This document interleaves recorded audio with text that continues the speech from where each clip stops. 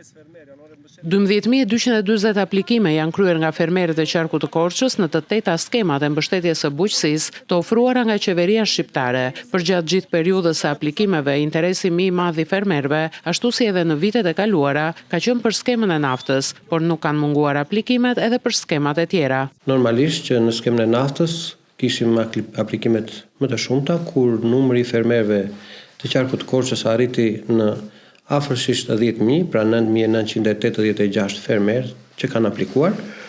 Në Gjedhë kemi arritur në 680 fermerë aplikim, në të imta kemi arritur rreth 720 fermerë dhe në Bletari kemi arritur 660 fermerë. Sipas Gjollës, aplikimet nga ana e fermerëve janë thuajse të njëjta me vitin e kaluar, çka sipas tij tregon një qëndrueshmëri të kërkesave dhe nevojave të fermerëve.